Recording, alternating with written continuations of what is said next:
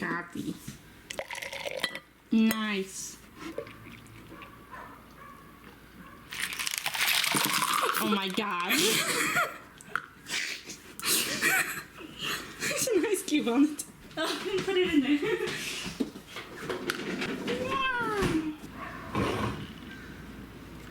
Hey everyone, welcome back to Hope's World, where I share stories through song and video. I'm here with Emily. Emily's just chilling with me. Welcome back to Hopey's Cafe. I have life updates, so I figured it's been a while since I last did a Hopey's Cafe. So we're gonna use this opportunity to share those life updates. I said I had exciting news in my last video, which you should check out if you like animals. Highly recommend. But first, this will kind of explain the big news, or some of it. But anyway, so you might have noticed my videos haven't been coming out as often. I'm not as consistent as I once was. Oh yeah, this is a ice latte. We did ice because it's hot out. And also, excuse any background noise. Hopefully the dog won't start barking again. I've tried filming this intro like 4 times now. It's not our dog. It's not our dog. Our dog doesn't bark. So, you might have noticed my videos haven't been coming out as often, and that's because I've been very busy. I'm currently in an academy to get certified to teach English as a foreign language, and that's been taking up a lot of my time. But what's also been taking up a lot of my time is preparation for what the big news is, which is that I am moving to South Korea. Hooray! What do I want to say? Yeah, moving from the US to South Korea for at least a year. Hopefully longer. So I'm gonna be there to teach English, which is why I'm getting certified. So that's been taking up a lot of my time, and so you might be wondering, why are you doing this, Hope? Why? You know, like, how did this happen? How did you find a job in Korea? Let me tell you. First, I want to start with my fascination for Korean culture. And back in junior high, we had, Emily and I, we went to the same school, obviously. But we had 2 foreign exchange, or not exchange students, but actually 2, what do they call it, immigrants? 2 students transferred from South Korea to our school in America, and they didn't speak a lot of English at first, so that kind of got me interested in learning the language. I remember I learned a couple phrases with my friends to like say like hi and stuff like that, so we could communicate with them. And then later on, about a year or so later, my older brother actually studied abroad there, and that is kind of what solidified my interest in Korea. I listened to some of the language in like podcasts and TV, and I thought it was really pretty. And I think it's very logical too, because the alphabet is like based on like tongue shapes you make while you say like certain sounds. But anyway, so that kind of got me started on this path of, I've been studying Korean now for 8 years. He's under the grill.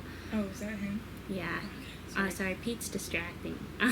So that's kind of started my interest in Korea, and then I got into like K-pop, and that became like a fun way for me to kind of practice my Korean listening skills, and just like a fun, yeah, I don't know, I just really enjoyed it. And so that kind of got me started, and I started doing research on like the culture and the food, and my brother would tell me stories and stuff from him being in Korea. And so I decided I really wanted to study abroad there. Bless you. Thank you. When I got to college. And unfortunately, when I got to college, about halfway through my freshman year, COVID and the pandemic happened. So I never quite got to go. I didn't get to do the study abroad that I had planned to. But yeah, so that was hard for me, because I really wanted to go there and like experience the culture, the food, just all of that, and meet new people and be able to, you know, speak the language and listen to it, you know, like communicate. So that never happened. However, after me graduating college, I was looking for jobs and I came across one. I don't know why I did this, because I was looking for mainly graphic design jobs. It felt like fate, bro. I got the urge to look up Korean related jobs, like for example, like Korean translating and stuff like that, because I thought that would be interesting. I like the language and I've been learning it for so long, so I thought it'd be a good way to, use what I've learned. But anyway, when I searched that up, I ended up coming across a job where you teach English as a foreign language in Korea. And so at first I was like, meh, I thought it sounded interesting, and I was like, but it sounded almost like a scam because it sounded a little too perfect. Then I came across the job about a week later, so I decided to apply, and I got the position. So now all this time where I've been struggling to make videos is because I've been preparing to move there and, solidifying everything with the job, visa, all that, and also getting certified to teach English as a foreign language. Some places require a TEFL certification, but some places don't, and mine actually didn't, but I wanted to get that certification so I'd be more prepared to teach, and if I decided it was a job I like, I could continue to do it with the proper knowledge. So that has been taking up all my time. It's been very exciting. I'm very excited, but I'm also completely terrified because I've never done something this, I guess, scary or drastic. There are two things I would like to say in regards to this, and one is, so moving to a new country is a huge step. So if any of you have any tip or even things you'd like to see me cover as I prepare to move, let me know. And also, once I'm settled in Korea, one of the things I'm obviously doing is bringing my camera so I can document my experience there. But if there are anything, if there's anything you guys want to see in Korea, like food, exploring the city, anything, please let me know in the comments. So let me see what else I have to life update, because that was kind of the biggest thing.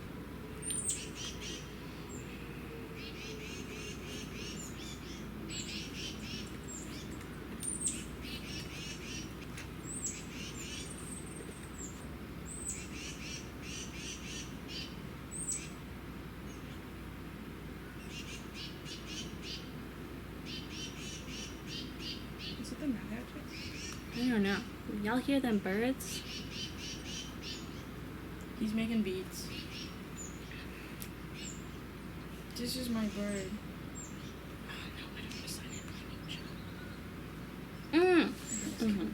Oh, okay. Slay. We found out after. Another life update is health related. I've been getting diagnoses like clockwork. So I last mentioned that I had POTS and potentially EDS because I have a connective tissue disease that's been unspecified. But aside from that, I actually found out in November, I found out I have gastroparesis. So essentially, on top of having every symptom that comes with POTS, I also have trouble digesting at a normal speed. So gastroparesis is where when you eat, your body takes longer to digest. So for example, when you get to your next meal, a normal person would be hungry because in 4 hours or whatever, the food would be digested. My food just sits there. So shut up, bro. And then more recently, I was diagnosed with 2 extra things at the same time. I was diagnosed with endometriosis and PCOS. I still don't really know how I feel about it. Well, obviously it kind of sucks because right now there's nothing we can really do about it at the moment. So I just get to be in pain. I also found out I have migraines. I didn't realize I was having them for years, and then I saw a neurologist and he asked the question differently. Rather than how often do you have headaches, head pain, whatever, he said how often do you not have it, and I was like, oh shoot, I never not have it. So that was fun. But other than that, I'm kind of chilling. What else is going on? I got so much to do, bro. I'm currently working on figuring out, I'm trying to create a capsule wardrobe specifically for this move based on like pieces of clothing I already have and pieces of clothing I need to acquire, so that way I'm prepared like clothing wise for my job. But yeah, oh, that's the other thing, I got a job. If it wasn't obvious by me saying, because I think the last time I had this coffee moment, I was talking about how it's been difficult to find jobs and I got scammed. So that's the thing too. You guys see the nature behind us? There's a bird feeder and birds. Two young fatties. Anyway, oh, that's another thing. I'm getting, I don't know if y'all, did I mention that? Shoot. No. Okay. Well, I don't know if I past mentioned, I have a heart monitor implant. I'm getting that removed. Yay. Yeah, in the next few weeks, finally I'm gonna be non-bionic. I was bionic for a few years. But yeah, so now I'm getting that removed because it's almost at the end of its battery life and I don't want to have to deal with it while moving to Korea. Obviously, I'm not going to tell y'all when. I'll tell y'all when I get there. I don't know if y'all have heard of Daegu. That's where I'm moving to. Those are my exciting pieces of news. But yeah, so thank you so much for spending this time with me. I appreciate it. And I'm excited for the next video. And I'm really excited for the videos and the future content I'll be making while I'm in Korea. But yeah, so please give me any tips for moving, or let me know if there's anything you want to know about the like preparation or whatever for the moving process. And Pete, Is he still under there? I think he's under there. Also, let me know what you would like to see while I'm in Korea. Yeah, that's what I thought. So yes, thank you very much, and I'll see you on the next one. Bye bye. Bye.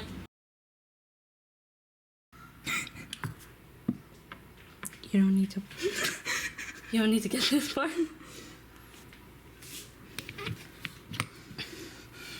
So you might have noticed. You might have noticed my videos might. You might have noticed my videos night. You might have noticed. So you might have noticed. Let me get a little thumbnail real quick. See, if you want, you could be in it. Do you want yours in here too? Oh, we could do a cheers! Oh, am I supposed to smile? Anyway.